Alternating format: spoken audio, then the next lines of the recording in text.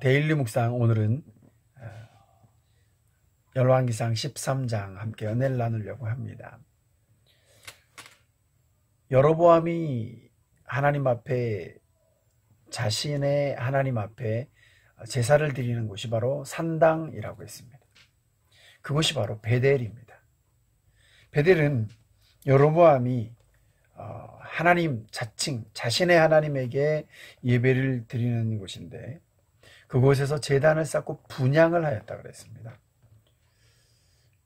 여호와 하나님께서 보시기에 악하다고 말씀하시고 하나님의 사람, 오늘 13장 1절에 보면 여호와의 말씀으로 말미암아 유대에서부터 베델에 이르러, 누가요? 하나님의 사람이, 하나님의 선지자가 유대에서부터 그 베델에 이르러 그 제단에서 어떠한 일이 벌어지는가 한번 살펴봅니다. 보았더니 마침 여로보암이 제단 곁에 서서 분향하는지라. 여러분, 제사장이 아닌 사람이 분향하는 일을 하나님 앞에 그러한 일이 일어났을 때는 엄청난 일이 나중에 일어나게 됩니다. 그러니까 분향하고 제사를 드리는 일을 맡은 자가 누구냐면 레위 지파의 제사장이었기 때문에 그렇습니다. 구약 성경에 보면 또 한 사람이 제단 앞에서 분향하는 것을 볼 수 있어요. 누구냐면 바로 사울 왕입니다. 1대 왕이죠. 그 사울 왕이 제단 앞에서 분향을 합니다. 언제? 전쟁을 해야 되는데 하나님 앞에 제사를 드리고 하나님 앞에 예배를 드리고 전쟁을 하러 나가려고 하는데 사무엘 선지자가 늦게 오는 거야. 안 오는 거야. 늦게 오는 거예요. 그러니까 마음이 급하니까 사울이 자기가 그냥 분향을 해버렸어요. 이 역할이 분명히 나누어져 있죠. 우리나라의 삼권이 분립되어 있는 것처럼 왕의 역할, 제사장의 역할, 선지자의 역할이 각각 다르게 역할이 분명하게 있었습니다. 하나님의 사람들의 역할이 다 달랐습니다. 그런데 여기 여로보암도 그 사울 왕이 했던 것과 똑같은 일을 행하고 있었던 것이죠. 왜 하나님의 사람이 여호와의 말씀으로 왔는가? 바로 1절 말씀에 그 오게 된 배경이 기록되어 있는 것입니다. 여로보암의 이러한 모습 때문에 그런 것이었죠. 그러면서 그 하나님의 사람이 제단을 향하여서 선포합니다. 제단아! 제단아! 여호와께서 말씀하시기를 다윗의 집에 요시아라 이름하는 아들 낳으리니 그가 내 위에 분향하는 산당 제사장을 내 위에서 제물로 바칠 것이요 또 사람의 뼈를 그 위에서 사르리라.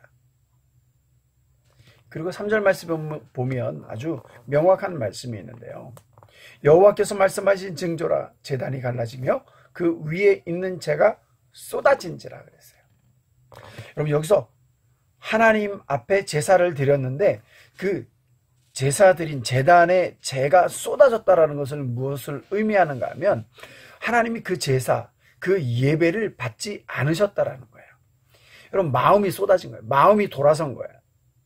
하나님께 예배하는 자가 그 마음을 신실하게 하나님을 향하여 드리지 아니할 때 하나님은 그 중심으로 드리지 않는 예배를 받지 않으시는 거죠. 4절 말씀에 보면 이 선포한 선지자를 향해서 저 선지자를 잡으라라고 이 여로보암 왕이 말할 때에 그 편손이 말라버렸다 그랬습니다. 이 성경에 이 말랐다라고 하는 표현, 말라버렸다고 하는 표현의 그 어원을 살펴보면 신경이 마비가 됐다라는 거예요. 이걸 히브리어로 야베스라고 해요. 신경이 말랐어요. 그래서 이 멈춰버린 거예요. 굳어버린 거죠. 굳어버린 거죠. 움직일 수가 없는 거예요. 여러분, 우리가 발가락 사이에 모래 한 알이 들어가도 그 모래 한 알 때문에 우리가 얼마나 고통을 받습니까? 근데 손이 굳어버렸어요.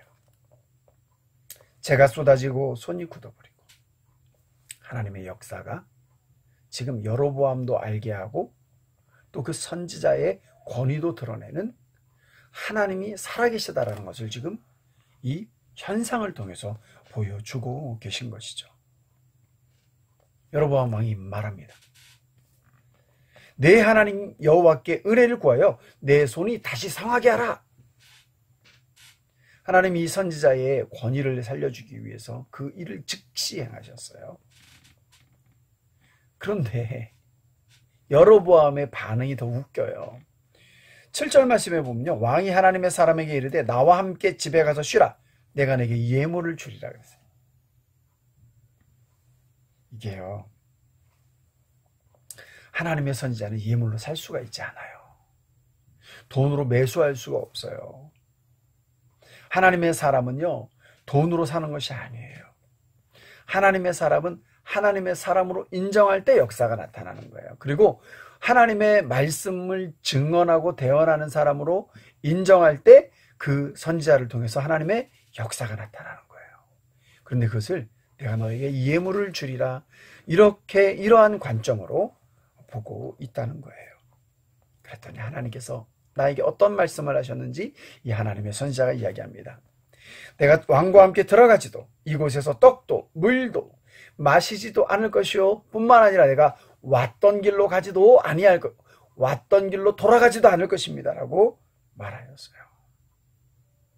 그리고 그 선지자는 이제 베델에서 자기가 오지 않은 다른 길로 가버립니다. 저는 오늘 말씀을, 이 13장 말씀을 읽으면서 베델에 한 늙은 선지자가 등장을 하는데, 이 늙은 선지자의 등장이 참 의문스러웠어요. 왜 이 늙은 선지자가 있었을까? 여로보암 왕이 분향을 할 때 그럼 이 선지자는 도대체 뭘 했을까? 선지자는 무슨 일을 했을까? 침묵했던 것 같아요.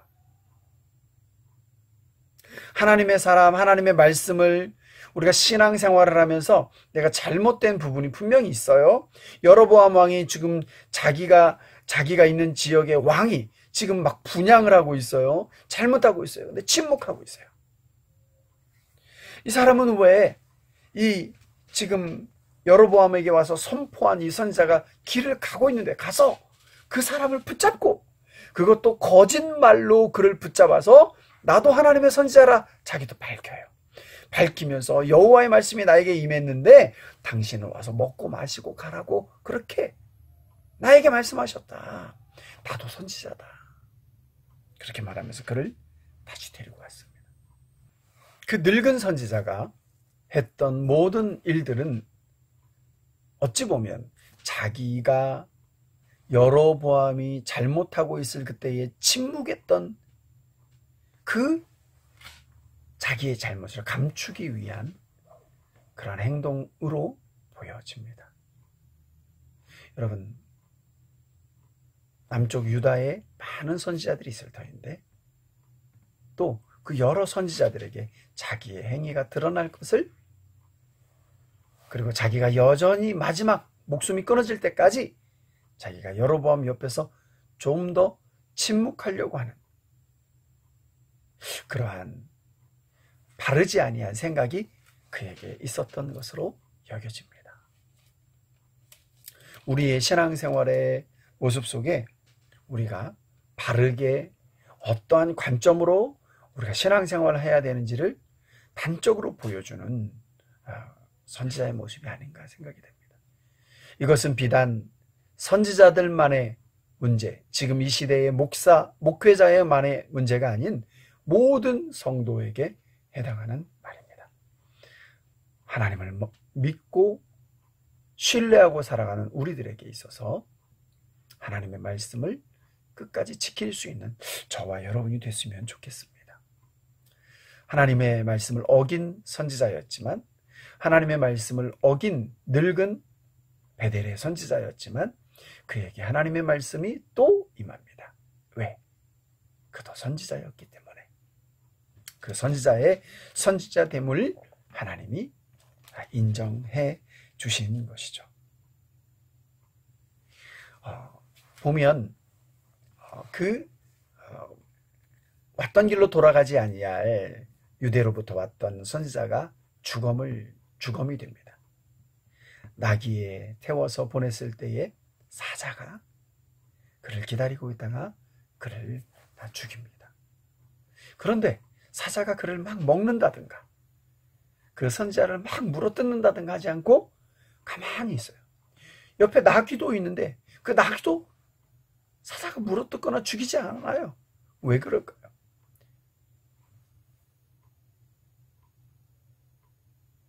지나간 시간은 되돌릴 수 없는 것처럼 그 선지자, 유대로부터 온 선지자가 하나님의 말씀을 지키지 아니한 것에 대한 보응을 받은 것이요.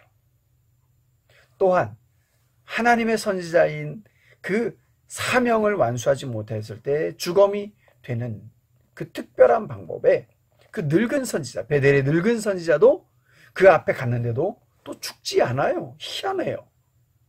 그것은 각 사람마다 하나님이 물으시는, 죄를 물으시는 방법이 다를 수 있다는 것을 의미하기도 합니다. 우리는 하나님 앞에 다 갈 겁니다. 그죠? 하나님 앞에 돌아가는 그 순간 때에 우리는 어떤 느낌일까요? 하나님, 저는 베델에 있던 늙은 선지자처럼 침묵하다가 왔습니다. 하나님, 저는 열심히 유대로부터 와서 여로보암에게 하나님의 말씀을 증거했지만 나는 끝까지 하나님의 말씀을 지키려고 애는 썼는데 지키지 못했습니다. 오늘 이 두 선지자의 모습이 신앙인의 모습이 나옵니다. 우리가 이 두 선지자의 모습과 같지 않기를 바랍니다. 우리의 마지막은 하나님이 원하시고 하나님이 기뻐하시는 그 복된 자리, 복된 은혜의 자리에 우리가 함께 할 수 있게 되기를 바랍니다. 오늘 13장 여호와 하나님 앞에 바른 왕이 되고 바른 선지자가 되고 하나님의 말씀을 끝까지 붙잡고 나아가는 우리 믿음의 식구들 되기를 바랍니다. 모두에게 하나님의 은혜가 함께하기를 소망합니다. 샬롬.